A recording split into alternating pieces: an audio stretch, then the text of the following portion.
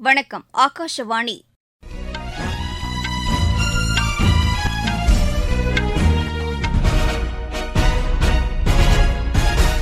செய்திகள் வாசிப்பவர் பிரியதர்ஷினி. தலைப்புச் செய்திகள்: ஒரே பாரதம் உன்னத பாரதம் என்பதை பிரதிபலிக்கும் வகையில் பிரயாக்ராஜ் மகா கும்பமேளா கொண்டாடப்படவிருப்பதாக பிரதமர் திரு நரேந்திர மோடி தெரிவித்துள்ளார். பாகிஸ்தான் சிறைகளில் உள்ள இந்திய மீனவர்களை விரைந்து விடுவிக்க தூதரக ரீதியிலான நடவடிக்கை எடுக்கப்பட்டு வருவதாக வெளியுறவுத்துறை அமைச்சர் திரு ஜெய்சங்கர் கூறியுள்ளார். விமான நிலையங்களில் குறைந்த கட்டணத்தில் உணவுப் பொருட்களை வழங்கும் உடான் உணவகம் விரைவில் தொடங்கப்படும் என்று மத்திய அரசு தெரிவித்துள்ளது. பிரான்ஸ் நாட்டின் புதிய பிரதமராக திரு பிரான்சுவா பைரூ நியமிக்கப்பட்டுள்ளார். கத்தார் மாஸ்டர்ஸ் செஸ் போட்டியில் இந்தியாவின் அர்ஜுன் எரிகைசி வெள்ளிப்பதக்கம் வென்றார். இனி விரிவான செய்திகள். ஒரே பாரதம் உன்னத பாரதம் என்பதை பிரதிபலிக்கும் வகையில் மகா கும்பமேளா கொண்டாடப்படவிருப்பதாக பிரதமர் திரு நரேந்திர மோடி தெரிவித்துள்ளார். உத்தரப்பிரதேச மாநிலம் பிரயாக்ராஜில் அடுத்த மாதம் 13ஆம் தேதி தொடங்கி பிப்ரவரி மாதம் 26ஆம் தேதி வரை நடைபெறவுள்ள மகா கும்பமேளாவை முன்னிட்டு 5500 கோடி ரூபாய் மதிப்பிலான வளர்ச்சித் திட்டங்களை பிரதமர் தொடங்கி வைத்தார். அப்போது பேசிய அவர், இந்த திட்டங்களால் பிரயாக்ராஜில் ரயில் மற்றும் சாலை வசதிகள் இணைக்கப்படுவதுடன் கட்டமைப்பு வசதிகளும் மேம்படுத்தப்படும் என்று கூறினார். மகா கும்பமேளா நிகழ்வு அனைவரின் கூட்டு முயற்சியை வெளிப்படுத்துவதாக அமையும் என்றும் கலாச்சாரத்தின் பிரதிபலிப்பாக திகழும் என்றும் அவர் குறிப்பிட்டார். முந்தைய காலங்களில் கும்பமேளாவுக்கு போதிய முக்கியத்துவம் கொடுக்கப்படவில்லை என்றும் திரு நரேந்திர மோடி குறை கூறினார். பாகிஸ்தான் சிறைகளில் அடைக்கப்பட்டிருந்த இந்திய மீனவர்கள் 2639 பேர் மத்திய அரசு மேற்கொண்ட நடவடிக்கைகள் காரணமாக விடுவிக்கப்பட்டிருப்பதாக வெளியுறவுத்துறை அமைச்சர் டாக்டர் ஜெய்சங்கர் தெரிவித்துள்ளார். மக்களவையில் இன்று கேள்வி நேரத்தின்போது இதனை தெரிவித்த அவர், கடந்த 10 ஆண்டுகளில் இந்தியா பாகிஸ்தான் இடையே தூதரக ரீதியிலான ஒப்பந்தத்தின் அடிப்படையில் அவர்கள் விடுவிக்கப்பட்டதாக கூறினார். இரு நாடுகளும் பரஸ்பரம் தங்கள் நாடுகளின் சிறைகளில் உள்ள மீனவர்களின் விவரங்களை பகிர்ந்து கொள்ள வேண்டும் என கடந்த 2008ஆம் ஆண்டு செய்து கொள்ளப்பட்ட ஒப்பந்தத்தை அவர் சுட்டிக்காட்டினார். ஒவ்வொரு ஆண்டும் ஜனவரி மற்றும் ஜூலை மாதம் முதல் தேதியில் இரு நாடுகளின் சிறைகளில் உள்ள மீனவர்களின் பட்டியல் பரிமாறிக்கொள்ளப்பட்டு வருவதாகவும் அவர் குறிப்பிட்டார். கடந்த ஜூலை மாத நிலவரப்படி டாமன் டையூவைச் சேர்ந்த 24 மீனவர்கள் உட்பட 211 இந்திய மீனவர்கள் தற்போது பாகிஸ்தான் சிறைகளில் உள்ளதாகவும் அவர்களையும் விடுவிக்க தூதரக ரீதியில் நடவடிக்கை எடுக்கப்பட்டு வருவதாகவும் திரு ஜெய்சங்கர் தெரிவித்தார். விமான நிலையங்களில் குறைந்த கட்டணத்தில் உணவுப் பொருட்களை வழங்கக்கூடிய உடான் பயணிகள் உணவகம் விரைவில் தொடங்கப்படும் என்று சிவில் விமான போக்குவரத்துத்துறை அமைச்சர் திரு ராம்மோகன் நாயுடு தெரிவித்துள்ளார். கொல்கத்தாவில் உள்ள சர்வதேச விமான நிலையம் தொடங்கப்பட்டு 100 ஆண்டுகள் நிறைவடைந்ததற்கான அடையாள சின்னத்தை புதுதில்லியிலிருந்து காணொலி மூலம் வெளியிட்டு அவர் பேசினார். விமான நிலையங்களில் விற்பனை செய்யப்படும் உணவு வகைகள் அதிக விலையில் விற்கப்படும் பிரச்சினைக்கு தீர்வு காணும் வகையில் இந்த உணவகங்கள் அமையும் என்று அவர் கூறினார். இத்தகைய உணவகம் முதல் முறையாக கொல்கத்தா விமான நிலையத்தில் தொடங்கப்படவிருப்பதாகவும் படிப்படியாக அனைத்து விமான நிலையங்களிலும் விரிவுபடுத்தப்படும் என்றும் திரு ராம்மோகன் நாயுடு தெரிவித்தார். கர்ப்பிணி பெண்களுக்கும் பாலூட்டும் தாய்மார்களுக்கும் பலன் அளிக்கக்கூடிய பிரதமரின் மகப்பேறு நிதியுதவி திட்டத்தின் கீழ் கடந்த 7 ஆண்டுகளில் 3,64,00,000 பேர் பயனடைந்திருப்பதாக மத்திய அரசு தெரிவித்துள்ளது. மக்களவையில் கேள்வி நேரத்தின்போது இதனை தெரிவித்த மத்திய மகளிர் மற்றும் குழந்தைகள் மேம்பாட்டுத்துறை அமைச்சர் திருமதி அன்னபூர்ணா தேவி, இத்திட்டத்தின் கீழ் காகிதமில்லா டிஜிட்டல் முறையில் பயனாளிகள் பதிவு செய்யப்பட்டு வருவதாக கூறினார். இதற்காக அங்கன்வாடி மற்றும் ஆஷா பணியாளர்களுக்கு மொபைல் செயலி மூலம் பயிற்சி அளிக்கப்பட்டிருப்பதாக அவர் குறிப்பிட்டார். இத்திட்டத்தின் கீழ் கர்ப்பிணி பெண்களுக்கு 6,000 ரூபாய் அவர்களின் வங்கிக் கணக்கில் நேரடியாக செலுத்தப்பட்டு வருவதாகவும் திருமதி அன்னபூர்ணா தேவி தெரிவித்தார்.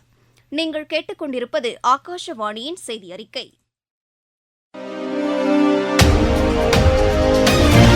நேயர்களே, சென்னை அகில இந்திய வானொலியின் மாநில செய்திப் பிரிவு வழங்கும் சுழல் விளக்கு சனிக்கிழமை தோறும் காலை 7 மணிக்கு ஒலிபரப்பாகிறது. நடப்பு நிகழ்வுகளின் கட்டுரை வடிவிலான இந்த பகுதியில் நாளை இடம்பெறுகிறது பிரதமரின் தொழில் பழகுனர் திட்டம் குறித்த ஒரு பார்வை. ஒருங்கிணைந்த அலைவரிசையில் ஒலிபரப்பாக உள்ள இந்த நிகழ்ச்சியை கேட்க தவறாதீர்கள்.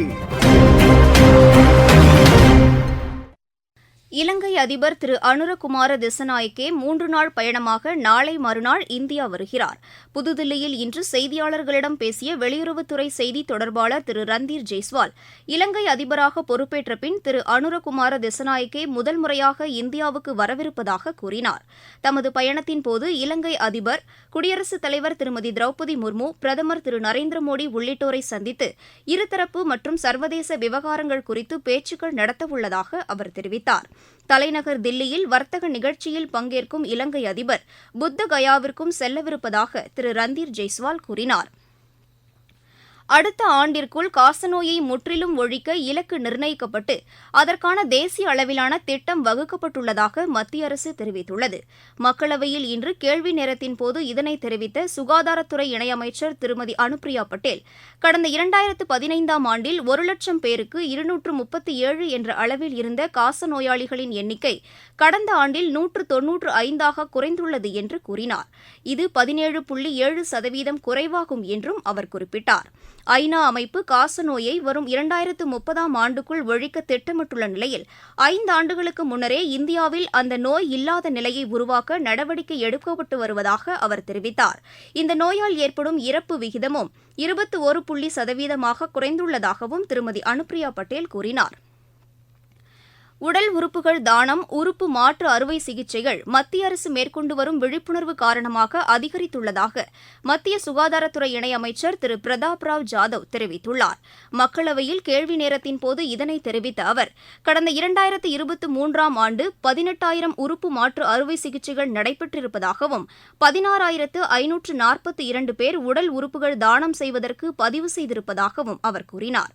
கடந்த 2018ஆம் ஆண்டு 7,000 உறுப்பு மாற்று அறுவை சிகிச்சைகளும் உடல் உறுப்பு தான பதிவுகள் 6,294ஆக இருந்ததாகவும் அவர் குறிப்பிட்டார். அரசு மேற்கொண்ட நவீன வசதிகள் மற்றும் விழிப்புணர்வு நடவடிக்கைகள் காரணமாக திசுக்கள் மாற்று அறுவை சிகிச்சையும் அதிகரித்து வருவதாக திரு பிரதாப் ராவ் ஜாதவ் கூறினார். பிரான்ஸ் நாட்டின் புதிய பிரதமராக திரு பிரான்சுவா பைரூ நியமிக்கப்பட்டுள்ளார். பிரான்சில் நம்பிக்கையில்லா தீர்மானம் கொண்டுவரப்பட்டு ஏற்கனவே இருந்த அரசு நீக்கப்பட்ட நிலையில் புதிய பிரதமராக திரு பிரான்சுவா பைரூவை அந்நாட்டு அதிபர் திரு இமானுவேல் மேக்ரான் நியமித்துள்ளார். அங்கு ஏற்பட்டுள்ள அரசியல் குழப்பத்திற்கிடையே நிலையான அரசை உருவாக்கும் பொறுப்பு புதிய பிரதமருக்கு அளிக்கப்பட்டுள்ளது. இந்த ஆண்டின் 4வது பிரதமராக அவர் நியமிக்கப்பட்டிருப்பது குறிப்பிடத்தக்கது.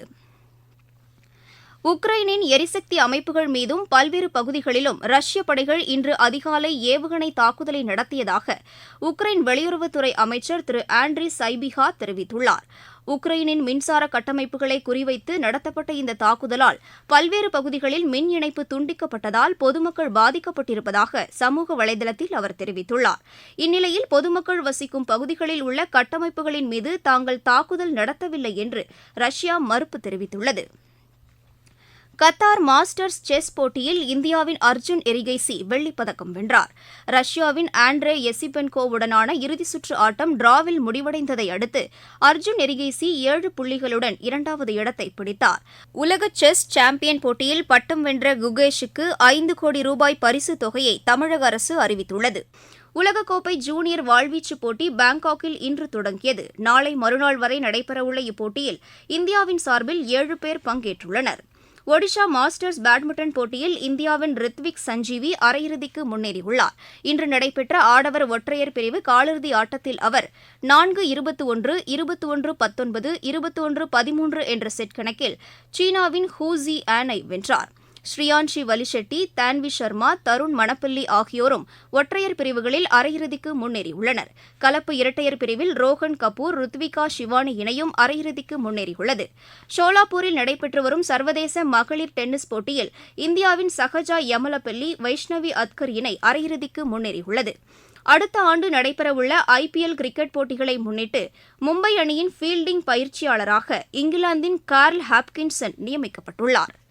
மீண்டும் தலைப்புச் செய்திகள். ஒரே பாரதம் உன்னத பாரதம் என்பதை பிரதிபலிக்கும் வகையில் பிரயாக்ராஜ் மகா கும்பமேளா கொண்டாடப்படவிருப்பதாக பிரதமர் திரு நரேந்திர மோடி தெரிவித்துள்ளார். பாகிஸ்தான் சிறைகளில் உள்ள இந்திய மீனவர்களை விரைந்து விடுவிக்க தூதரக ரீதியிலான நடவடிக்கை எடுக்கப்பட்டு வருவதாக வெளியுறவுத்துறை அமைச்சர் திரு ஜெய்சங்கர் கூறியுள்ளார்.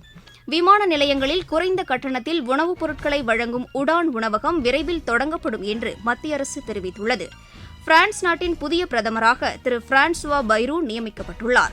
கத்தார் மாஸ்டர்ஸ் செஸ் போட்டியில் இந்தியாவின் அர்ஜுன் எரிகேசி வெள்ளிப்பதக்கம் வென்றார். இத்துடன் இந்த செய்தியறிக்கை நிறைவடைகிறது. எமது செய்திகளை சமூக வலைதள பக்கங்களில் ஏர் நியூஸ் சென்னை என்ற முகவரியிலும் RNU சென்னை யூடியூப் சேனலிலும் நேயர்கள் உடனுக்குடன் அறிந்து கொள்ளலாம்.